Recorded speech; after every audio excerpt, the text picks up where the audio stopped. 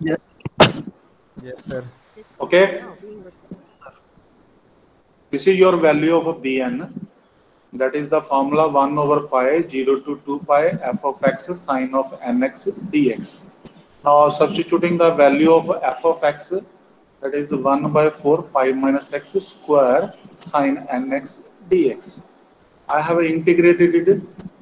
4 can be taken out. Pi minus x square is taken as first function. So first function as it is, integration of sine is minus cos. You just see I have written minus sign here. Cos minus cos nx over n. Limits are 0 to 2 pi minus 0 to 2 pi derivative of first term, that is 2 pi minus x, and derivative of minus x is minus 1. Integration of sine, that is minus cos nx over n dx. Substitute the upper limit here. When you put 2 pi, you get pi square.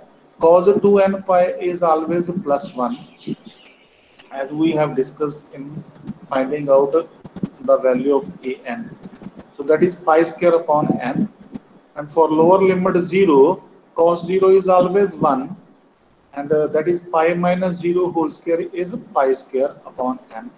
So this term will be cancelled with this, and this is a minus and a minus plus, and this is a minus. So this is minus 2 upon n is written here.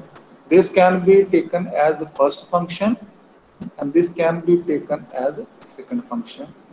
So minus 2 can be cancelled with this. It can be written 2. N can also be taken out. First function pi minus x as it is. Integration of cos nx is sine nx over n. The limits are 0 to 2 pi minus 0 to 2 pi. Derivative of pi minus x, that is minus 1. Integration of cos nx is sine nx upon n. So when you substitute upper limit 2 pi, sine 2n pi and sine all multiple of pi are 0. As I have already told to you, this is sine n pi is always 0 for all n. So simply you remember sine all multiples of pi are 0. So for lower limit 0, sine 0 is 0.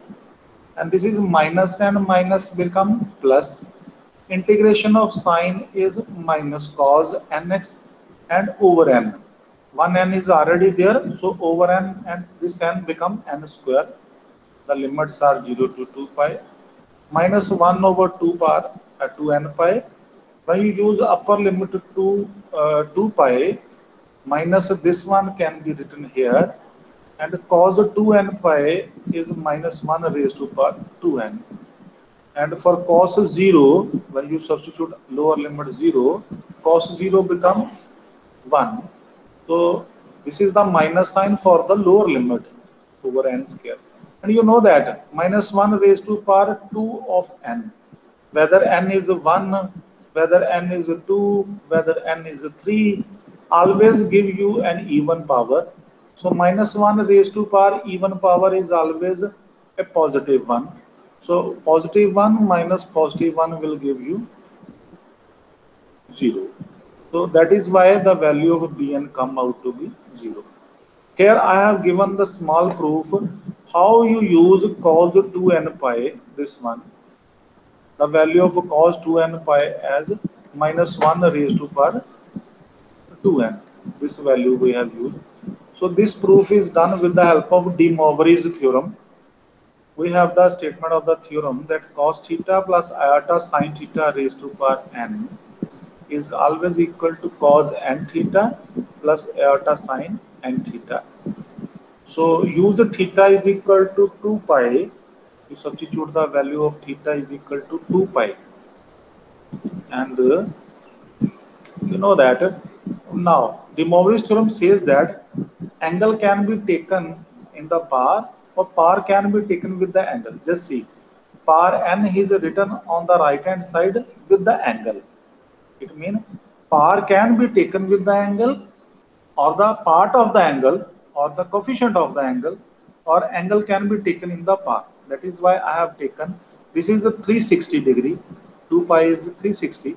So I have written pi here, and 2, this 2 and this 2 commonly I have written in the power. Sine all multiple of pi are 0.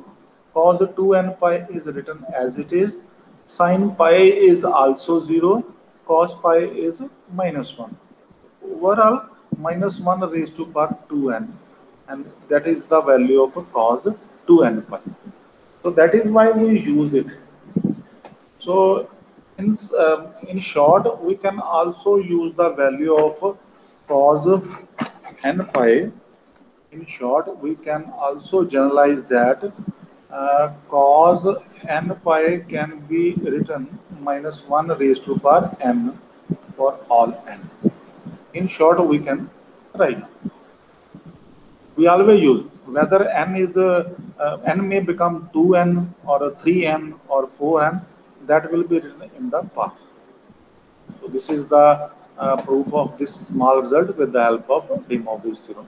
Now Bn comes out to be 0 here. So we shall use all three Euler constants A0, An, Bn in equation number 1. This was your equation number 1, which was your Fourier series. So we shall use it in the next page. Just put the values. This is the A0. A0 was pi square upon 6, and 2 is already in the note, so pi square upon 12. The value of An is 1 over n square. If you see, this is your value of An, that is 1 over n square, and the value of Bn comes out as 0. So we shall use it as 0. So this is the series in the summation form. Now in the expanded form, the series is this one. Name it as equation number 2. Expanded form means by putting the values of n as 1, 2, 3, so on. So after this is the required series we have, equation number 2. After this, we can find out some standard deductions. These are very important in Fourier series chapter. First is by using x is 0. Use x is 0 here. That will be pi minus 0 square. That is pi square upon 4. And this pi square upon 12 can be taken to the left hand side. It becomes negative pi square upon 12 is equal to x is 0. Cos 0, 1. Cos 2, 0, 1. Cos 3, 0, 1. And so on. I have written 1, 2, 3 terms extra, so that we can simplify it in a good manner. This term can be written here on the left hand side, and after solving by taking LCM, this becomes pi square upon 6. Equation number 3 is the first standard deduction by using x is equal to 0. By using x is equal to pi in equation number 2 again, that is pi. That is pi minus pi will become 0. And on the right hand side, pi square upon 12, that is plus x equal to pi. If x equal to pi, cos pi is negative 1, cos 2 pi is positive 1, cos 3 pi is negative 1, and cos 4 pi will be positive 1. So after making small adjustment, this becomes the standard deduction. Second standard deduction, number 4. Now third part is the new standard deduction by adding 3 and 4. Adding 3 and 4, you will get this standard deduction. So this question involves 3 standard deductions, which will be helpful in finding out the new formulas of the expansion of the given function f of x. So this is all about this question of a Fourier series. So thank you very much. Thank you all.